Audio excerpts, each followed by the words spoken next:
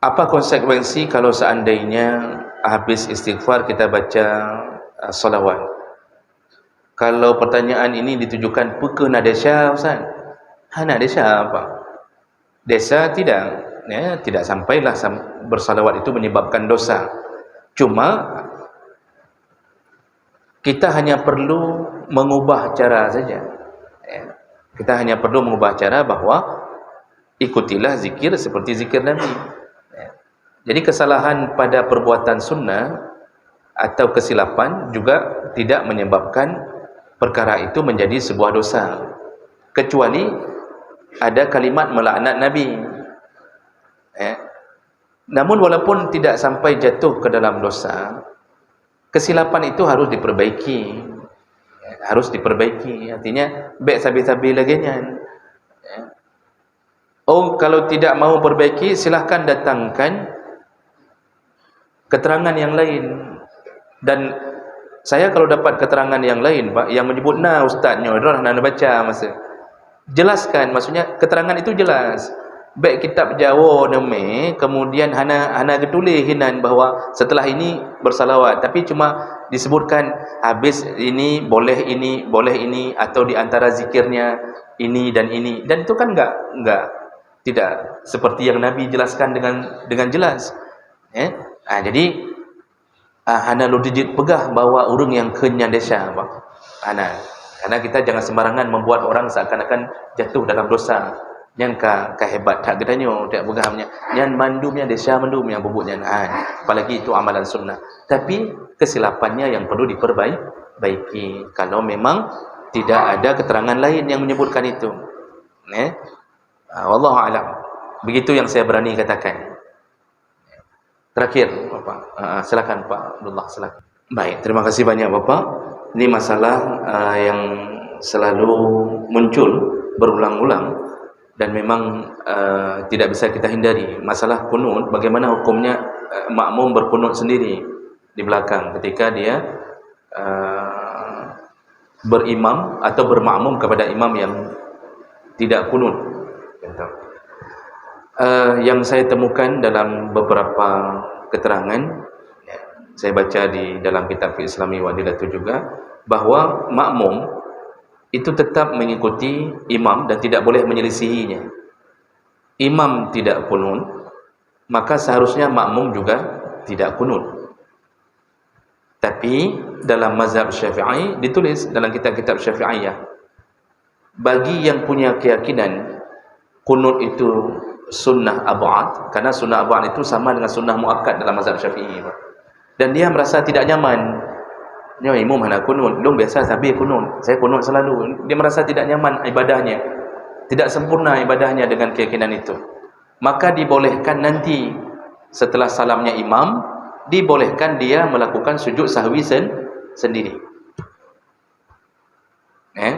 Dalam mazhab Syafi'i, dia dibolehkan melakukan sujud sahwi sendiri. Yang tadi tetap ikut imam. Makanya seandainya kita boleh berkunut, seandainya kita disuruh berkunut sendiri di belakang imam, ketika imam lupa pun seharusnya kita kunut sendiri juga kan? Kalau posisinya imam hana ke kunut gero ikut. Berarti ketika imam lupa, seandainya imam lupa kunut, ni imam biasanya kunut, tiba-tiba lupa. Kalau itu kita ambil kesimpulan, berarti yang makmum yang tahu imamnya lupa kan boleh juga berkunut sendiri. Seandainya boleh berkunut sendiri di belakang imam. Nah, yang saya dapatkan, wallahu alam, mungkin ada kitab lain yang membolehkan berkunut sendiri, wallahu alam. Yang saya dapatkan, dibolehkan melakukan sujud sahwi sendiri walaupun imam tidak sujud sahwi. Kenapa boleh? Karena sudah terpisah dari imam. Imam sudah selesai salam. Dan sujud sahwi itu karena kita punya prinsip ini nyo hana nyaman semayang lagi nyo. Karena lu biasa kunut, dan itu Pak sangat dihormati di antara imam-imam mazhab. Dan bagi mereka menghormati itu lebih mulia daripada mempertahankan prinsip. Buktinya banyak kitab yang menyebutkan Imam Syafi'i meninggalkan kunut ketika berada di area mazhab Hanafi. Getinggal itu, walaupun itu sunnah muakkad di sisi beliau. Karena kunut itu memang sunnah pada dasarnya. Tidak menyebabkan dosa pun bagi yang tidak sujud sahwi, apalagi itu dalam khilaf. Saya berulang-ulang mengatakan kunut itu khilaf, bukan bid'ah. Jadi baik takkan ke orang yang berkunut ahlul bid'ah, jangan cuba-cuba. Itu menunjukkan kesempitan ilmu kita. Itu ada itu video-video yang mengatakan yang tidak berkunut ahlul bid'ah. Berarti yang enggak kunut asal neraka mana? Yang kunut asal neraka berarti. Berarti siapa penghuni neraka pertama? Imam Syafi'i dan Imam Malik yang menyuruh berkunut. Hati-hati ucapkan kalimat itu, Pak. Itu khilaf, bukan bid'ah.